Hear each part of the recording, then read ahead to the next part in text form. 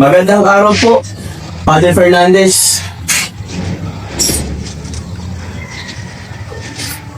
Narinig kitang nagsalta at naurinig kang nagkaroon ng piging kasama ang kapwa mo estudyante. Opo, bakit po Father Fernandez? Mabuti kong gayon, sapagkat tinatanggap mo at pinangangatawan mo ang magiging bunga ng iyong ginagawa. Ano ang dahilan ng mga estudyante? Nung kami tumupad sa aming mga tungkulin, anong tungkulin ang inaatang niyo sa amin? Mga tungkulin ng kayo'y pumasok sa kalipunan? Mga bagay na dapat ninyong linangin sa tagapamahalan nito? Ang mga fraile, bilang tagamasid sa pagtuturo, ay hubugin ang mga kabataang Pilipino sa tamang gawi upang makabuo ng isang bayang maunlad, matalino, dakila at tapat? Tumutupad kami. Paano ang ginagawang pagtupad na tungkulin ng mga tagamasid sa pagtuturo sa bawat bayan? Hinahadlangan? Ang karunungan ay ipinagkaloob lamang doon sa karapat-dapat at hindi sa taong may maruming kalooban at walang mabuting asal. Kung ganon, paano magkakaroon ng taong marumi, ang kalooban at walang mabuting asal? Iya'y mga kasiraang natuto sa iyong mga pamilya. Kinagisnan sa sinapupunan ng mga magulang mo. Anong malay ko? Sino may sala sa mga iyan? Kayong 350 taong humahawak sa aming ikatututo? O kami sumusunod sa lahat? Sige po, Padre Florentino. Maulo na po ako. Salamat po. Ngayon ko lamang naranasan ang pagtatalo sa buong buhay ko sa isang estudyante. Sagani, saan ka pupunta? Sa kabalang sibil, titignan ko ang mga paskin at makikisama ko sa kanila.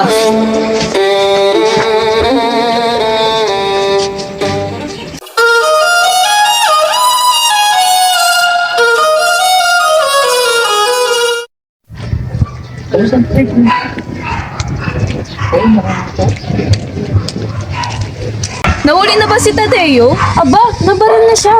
Naku, hindi pa siya nakabayad ng utang sa akin. Ginang, huwag niyong kalakasan ng pagsasalita at baka pag hinalaan kaalam kayo.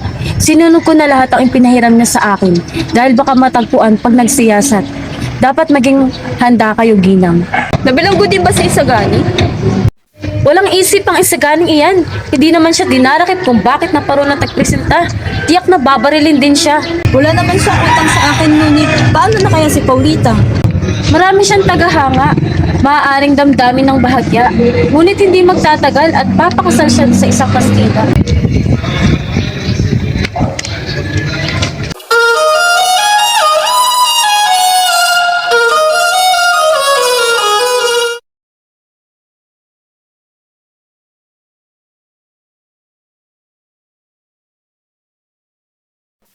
Si Kapitan Tiago ay hindi namumpisan bago pa siya namatay. Padre, kung ipagkakait natin ang esekyas sa mga namatay na hindi nakapangpisal, mas mabuti pang kalimutan na natin ang Detropanjal. Padre, ang mga kahigpitang iya'y pinaiira lamang kung ang mga namatay na hindi nakapangpisal ay walang ibabayad. Ngunit si Kapitan Tiago, aba, ang mga Chinong ang hindi nabinyagan ay inililibing niyo ng may misa de requiem pa. Isa pa, ako ang albasaya niya, ang mga ngasiwa at magpapatupad ng kanyang mga huling mabingit, hindi ba?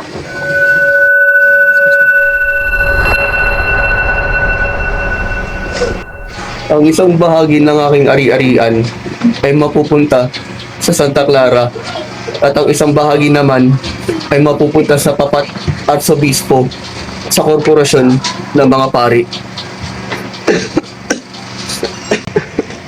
Higit kang pagpapalain ng Panginoon kung magbibigay ka rin ng mag-aaral.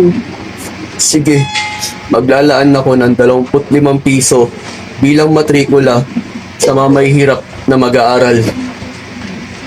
At si Basilio, siya ba'y pamamanahan mo ng 25 piso, hindi ba? Hindi na, Padre Irene. Hindi ko na pamamanahan ng batang iyon sapagkat siya'y walang utang na loob. Awa-awang Basilio, kukuhanin ko na lamang ang halagang iyon sa aking sariling bulsa dahil sa konsensya.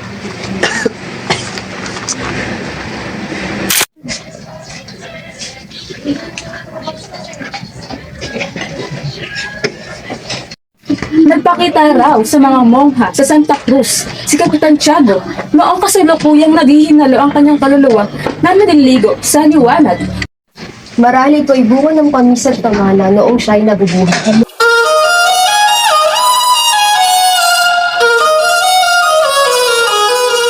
Si Basilio ay nakakulong sa Manila, Kawani. Maaari niyo po ba kami tulungan ni Huli? Ah? Siya ay nakakulong sa Maynila. Opo, Kawani. Ay, sayang naman. Hindi yun sakop ng kapangyarihan ko. Pero kung nasa kabisera lang sana siya, baka...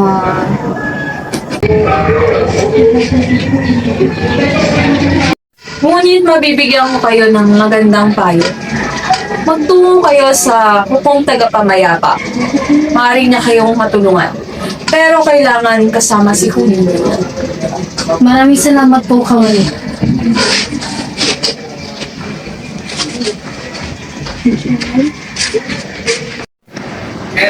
Si Padre Camora, siya ang makakatulong sa inyo. Minsan ka na nang tinulungan ng mapalay ng ingkong mo.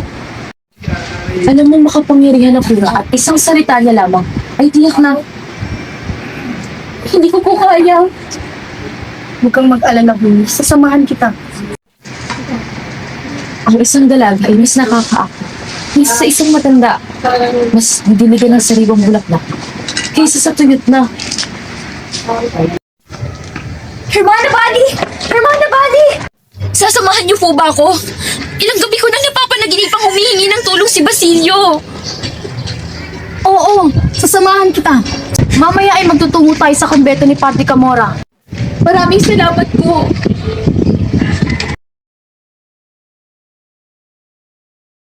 Ayoko na. Hindi ko na po kaya. Bilisan mo, Huli. Huwag kang matakot. Malapit na tayo sa kumbento. Sabi sa aklat ng tandang Basyo Makulat, ang mga dalaga ay dapat pumunta ng kumbento para magsumbong.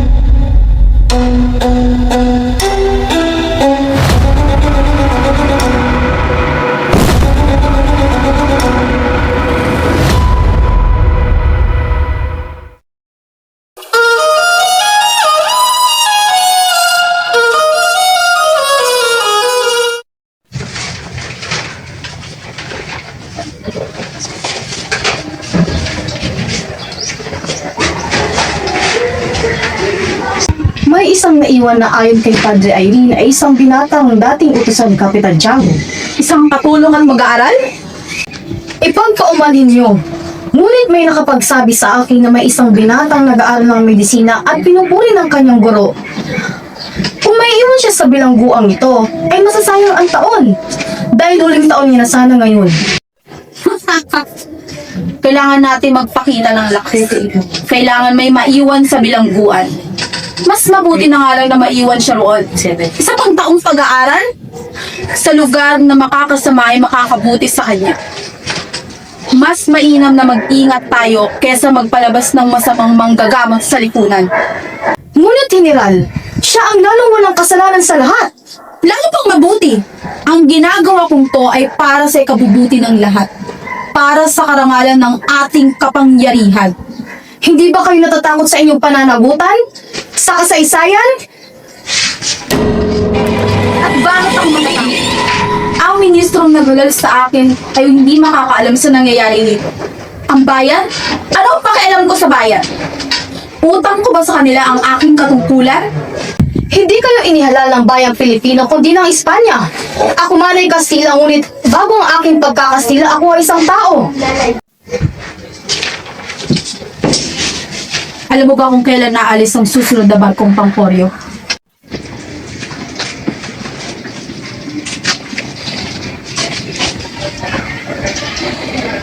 Kung balang araw ay nakapagsasalin na kayo, tandaan nyo na ang Espanya ay may pusong tumitibok na handa kayong ipaglaban sa inyong mga karapatan. Saan po bahagi mo ka?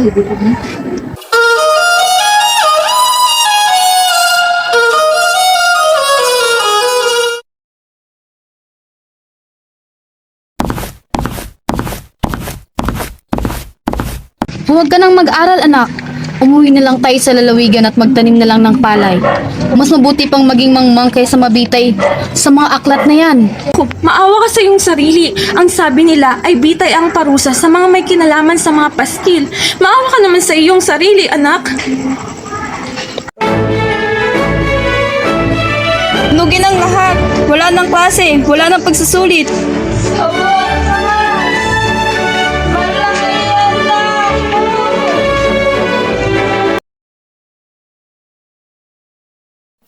Ginoong Simeon, mabuti at magaling na kayo. Ang buong Maynila ay nananabik sa inyong paalam na piging. Oo, Bensaib, ang piging na ito ay kailanmay hindi malilimutan. Bago kami umalis kasama ng Kapitang General, ako'y magbibigay ng kayamanan. Tunay kayong mapagbigay. Sinasabing ang kasal ni na Juanita at Paulita ang magiging pinakamarangya sa kasaysayan ng Pilipinas.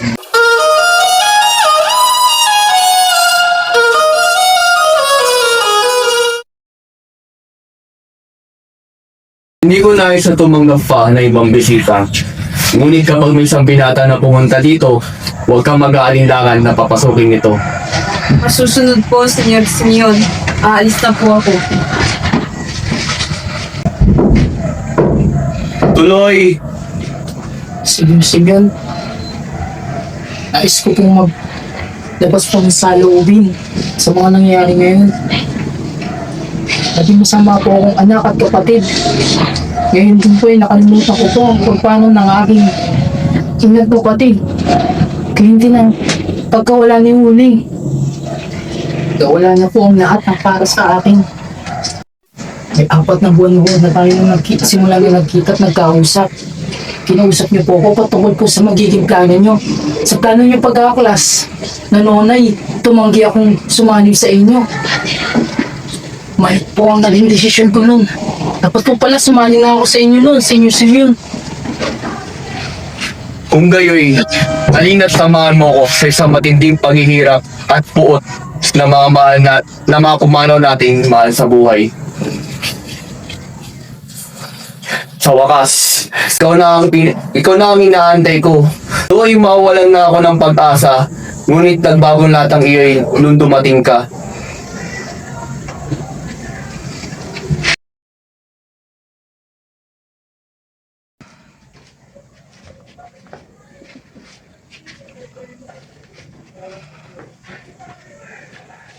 Nito gasolina, dinamita, isang bomba. Ito na po ba ang kagustuhan natin makamit ang ating kalayaan, Senyor Simeon? At siyang tunay Basilio, ngunit ito'y may tinitinipong luha, tinimping buod at pang-aapi. Ito'y huling sandata na mamayhina, lakas sa lakas, dahas sa dahas.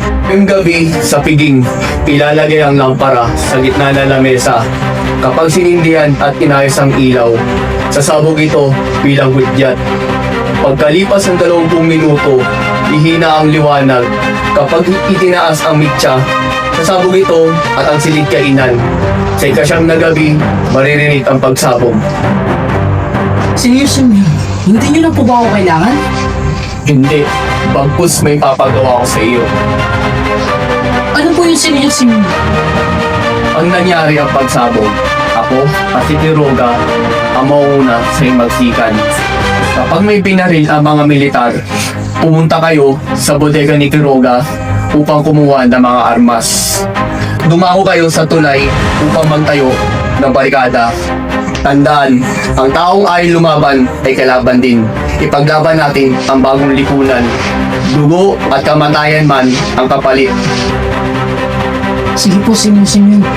Mag-aantay ako sa simbahan ng San Sebastian sa ganap na ikasampu ng gabi para sa aking huling utos.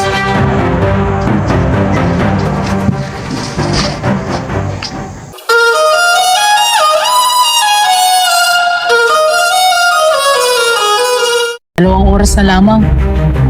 Sa ekspektasyon na gabi, ay isang lamparang sasabog. 2 oras na lamang at may isang trahedyang malaking mangyayari.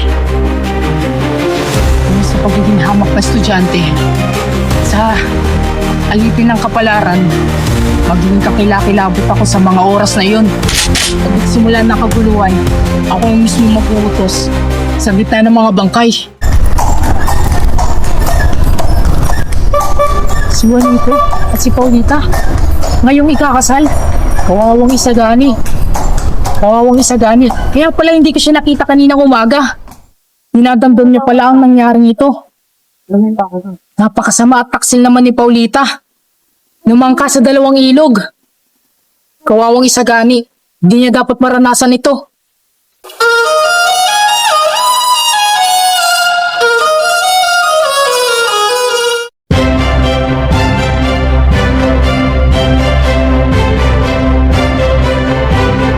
Tuloy ko kayo! Tahasan! Patay! Kasi naman yan.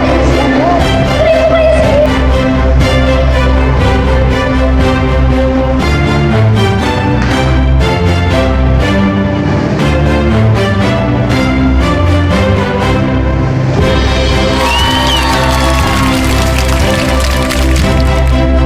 Dito na lang pa ako kasal! Dito naman yung pamilya.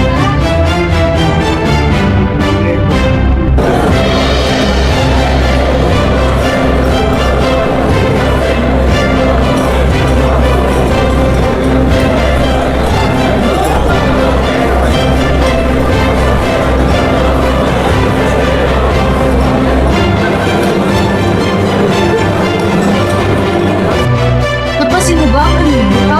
Mukha nang pakamulan mo. Totoo ba? At mas lalo ko nakakaganda sa kanya. Napakaganda ng dekorasyon, hindi ba? Oo. Ngunit ang buong mo ay nakakahiling ng bibig.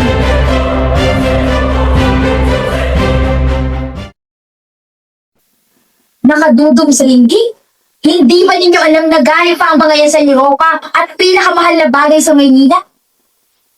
Saan na kaya si Kapitan General? Oh, Simeon! Tuloy ka! Ano yung gala? Maraming salamat, Fonte Modeyong. Ito'y simpleng malinig lamang para sa bagong kasal. Nais ko magbigay ng isang kakaibang bagay para sa espesyal na araw na ito. Hindi sa kagandahan na susubat ang isang bagay, bagkus kundi sa liwanag na kaya nitong ibigay.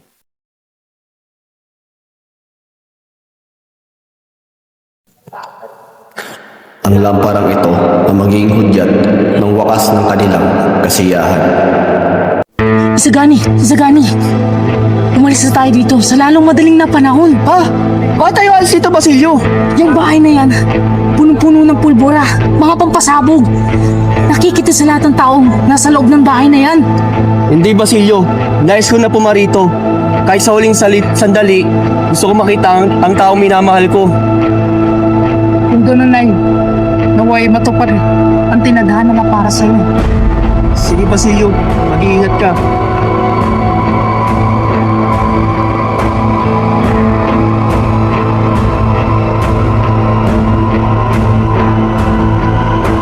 Kailangan ko kunin yung lamparang yan para di mapahamak ang taong mahal ko at ang mga inosente.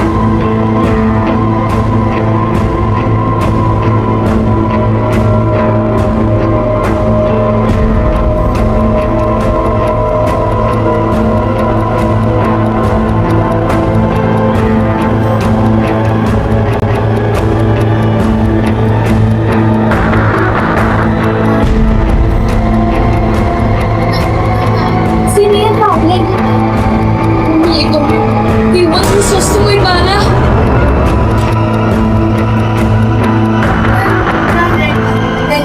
Isang-isamang biro!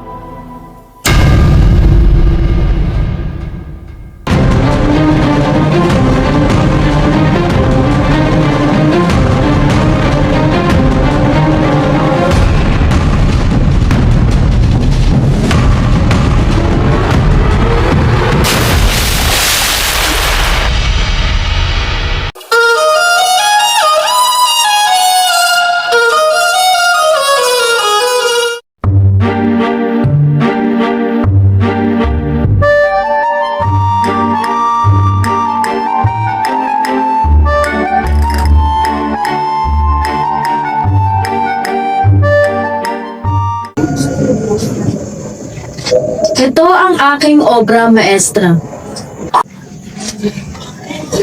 Gagawin kong bayani ang Kapitan General. Isusulat ko kung paano niya hinarap ang panganib ng walang takot.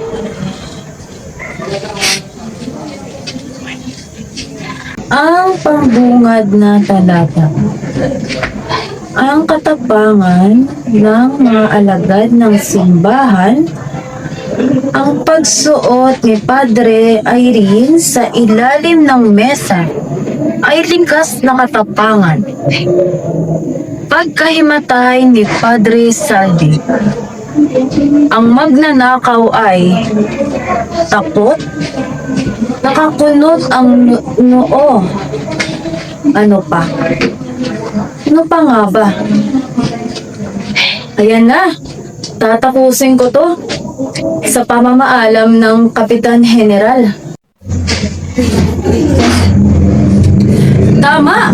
Siyang tunay.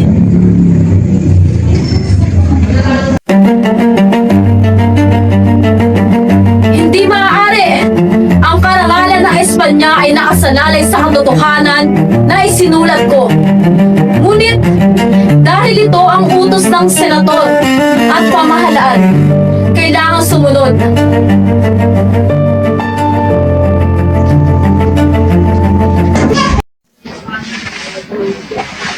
Nakakuha ng mahigit 2,000 piso. Mga tulisan sinunugan sa ulo. Braille, malubhal, 2 utusan. Gumamit ng silya. Ipinagtanggol ang sarili. Mga 3 tulisan, yung mga dala silang itapon at nakatangi sila ng 50 piso. Hindi maaari! Punyales! Tiyak na marami pa yung tulisan! Aba, gusto mo bang palakihin ang mga balikang nangyari nito? Lecheng Benside na ito?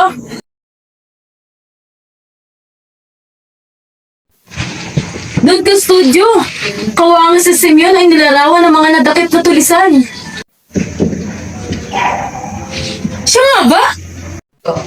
Gumagawa ako ng isang panukala laban sa isang Amerikanong mga alahas.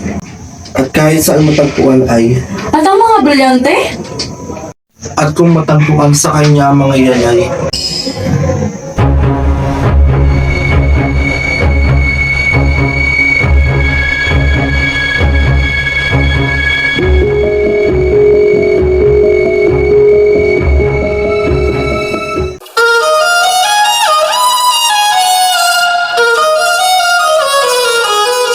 Kanina, nung napadaan ako sa tahanan ni Don Timoteo para maghatid ng hikaw, doon ko nalaman na maraming nagkalat ng pulbura sa buong kabahayan. Sa ilalim ng mesa, sa ilalim ng silya, lahat. Mabuti na lamang at walang naninigarilyo nung panahon na yun. Sus Maria Josep, Dumalawa ko sa kasalan at kung ito'y sumabog, Patayin sino mang nasa daang ang logyo.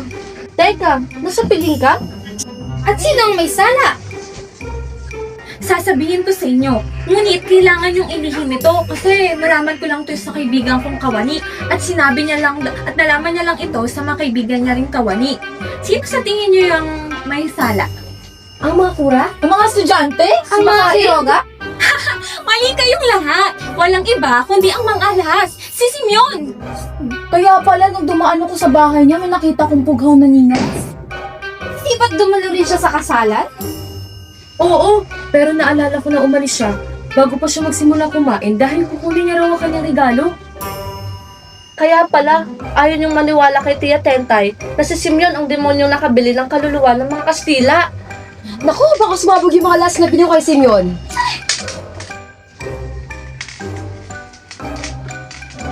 Ipinagpalagay na ang lamparang iyon ay gagamitin para sunugin ang lahat ng taong nandoon. Grabe naman. Alam nyo, mabuti na lamang at may taong nagnakaw at naitapon agad yun sa ilog. Nanguli bang magnanakaw? Hindi, nakatalon kasi agad yung tao sa ilog tsaka madilim ng gabi yun. Sayang, patay na sana ang lahat. Ay naku, Momoy. Wala ka namang pahabag-habag. Masamang akilin ng pag-aari ng iba. Kung nag-iisip at nalaman na magnanakaw, patuloy na layunin nito, hindi niya iyon gagawin.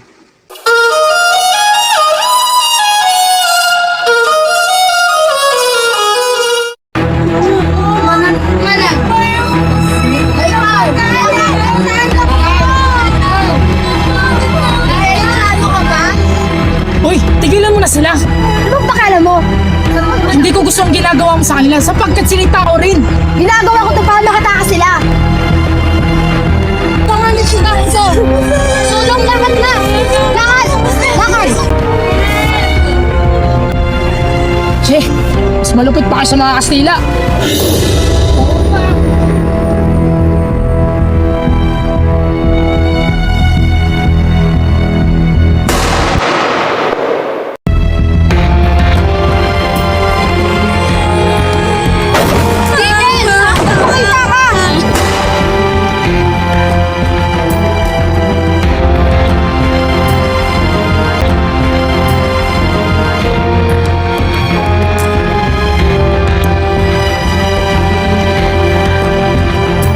Ano Caroline yan? Wala ka man lang bang gagawin? Paputukin din sila. Pag hindi ka nagpaputok, nyari ka sa akin. Barilan ko siya!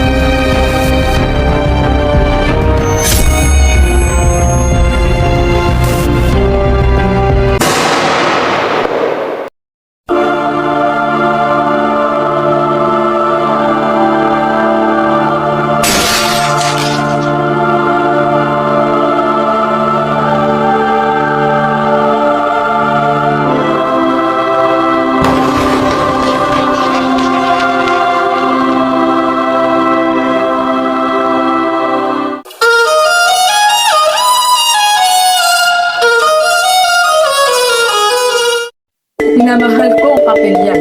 Patatanggap ko lamang ng isang liham ng komandante na nagsasabing Espanyol Escondido Casa Padre Florentino. Hoguera Renitiro Visa Muerto. Ipaalam ninyo sa inyong kaibigan na darating ako sa ikawalo ng gabi upang siya yung Julio Perez. Sa mabili niyo ang sulat, ako'y mauhuli. Si Doña Victorina, punta siya rito at ako'y babarilin. Tama na, Don Tiburcio. Ang pagkatakot ay walang may tutulong. Nanig ka, ang kogero at kogero. Si Simeon ang tinutukoy, hindi ikaw. Hindi talaga. Ang aking pagkapili ay naging tanda para ako hulihin. Si Simeon nga ang tinutukoy. Dahil 2 araw pa lamang siya dito, siya ay sugatan at tila may pumupugis sa kanya. Walang duda ang aking pag-aalinlangan. Siya nga ang hinahanap ng mga Guardia Civil. Hindi ako magpapahuli sa mga Gwardiya Sibil ng buhay.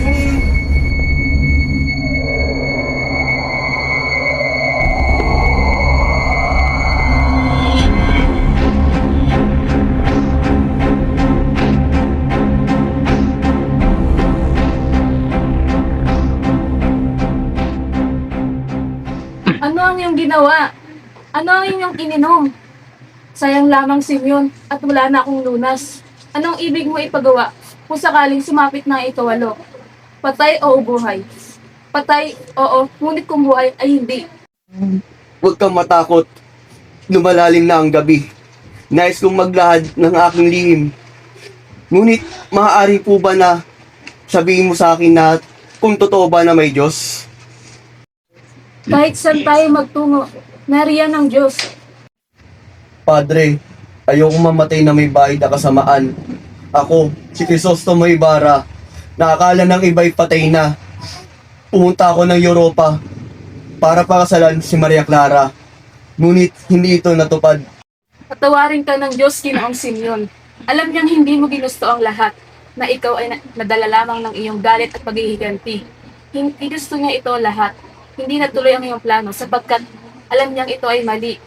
Sa palagay niyo po ba na ang Diyos ang nagkaloob ng lahat ng ito? Walang makakapagsabi sa iniisip ng Diyos. Ngunit kailanman ay hindi siya naghangad ng masama para sa atin. Kung gayoy, bakit hindi niya ako tinulungan? Sapagkat mali ang iyong pamamaraan. Tanging pag-ibig lamang ang nakakagawa ng dakila. Bakit ako ang pinaparusahan at nagdurusa at hindi yung mamasamang namamahala? kailangan alugin ang lalagyan para malimuyak ang bango. Maraming salamat, Padre. Ngayon ay payapa na ang aking kalooban.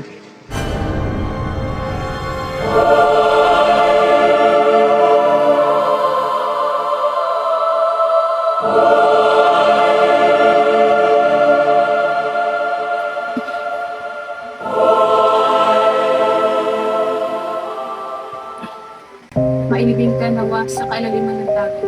Ngunit kung pinakailangan ng tao para sa mabuti ng amin, naway matagpuan ka ng Diyos sa sinapupunan ng amin.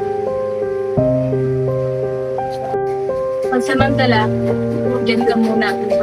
Hindi mababaluktot ng katwiran, hindi mauudyok ng kapriman.